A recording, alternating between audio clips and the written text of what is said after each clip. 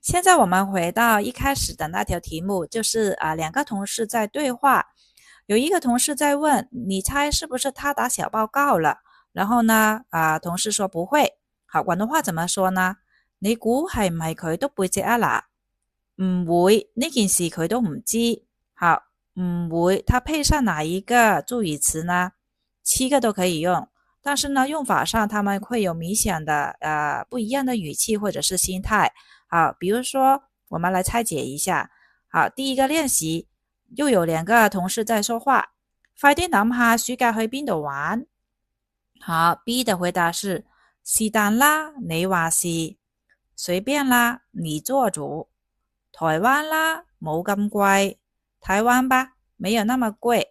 好，這個啦字通常它的表達意思會怎麼用呢？它是做舉例的時候，做建議的時候，它會用到這個字。還有呢，另外說話的時候呢，它會帶有命令請求的語氣哈。好，第二條試一下，你覺得呢條裙靚唔靚啊？好，怎麼回答好呢？幾好，好斯文，幾靚，平時好少見你着。好，用哪一個字呢？你們猜一下。答案是什麼？答案是三，幾好啊，好斯文，幾靚啊，平時好少見你着。好，這個字我們對應那個表是什麼意思呢？大部分的用途在於它在於答應別人的邀請肯定別人的觀點的時候用上這個字。那個聽起來的語氣呢是心情比較明朗的語氣的，又或者呢有相信某一個人的時候，或者是相信某一些事實的時候呢，你會用上這個字。比如說那個剛剛同事的對話，你估係唔係佢都背脊啊嗱？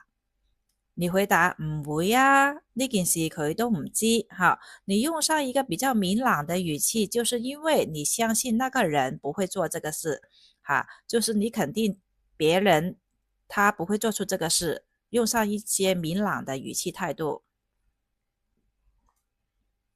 好，另外呢，你還可以用幾好喎，好斯文，幾靚喎，平時好少見你着。好，這個喎，它也是提出重點的時候，或者是同意別人的時候提出理據。好，首先我們同意他幾好喎，幾靚喎。好，他的理據是什麼呢？好斯文，平時好少見你着，所以呢，這個我也會用得上。好，第三題，Sandy 姐，呢啲資料入落邊個 file 啊？然後呢，頭先咪講咗，你冇記低咩？好，這個我們配什麼助語詞呢？我們配咯，頭先咪講咗咯，你冇記低咩？剛才不是說了嗎？你沒有筆記下來嗎？好，這個呢咯，我們對應上表上的意思，就是說表達事情的道理很明顯，你應該知道，你應該理解不耐煩的感覺。好，下一題，聽講 Jason 同佢老婆離婚，佢哋結咗婚2年咋喎。好多嘢都講唔埋，相見好同住難啊嘛。好，我們配哪一個助語詞呢？好，第一個嘅，好多嘢都講唔埋嘅，相見好同住難啊嘛。好，第三聲的嘅，在以前的視頻上我有說明過，嘅它有兩個讀音，第二聲嘅，第三聲嘅，它表達的意思會不一樣哦。第二聲的時候呢，是疑問詞的用法比較多，第三聲呢，就是它陳述事實，理性分析就等於我們書面語什麼什麼的用法差不多。好多嘢都講唔埋嘅，就是說一個陳述事實，一個理性的分析。好，下一題，考完記得話我聽，我帶你去食餐好嘅。考完試了，記得告訴我，我帶你吃頓好的。第二，平時要多啲飲水，唔好食熱氣嘢。平時要多喝水，不要吃上火的東西。仲唔快啲去做嘢？係唔係想開 OT 啊？還不快點去工作？是不是想加班啊？好，这个呢，我们填什么助语词好呢？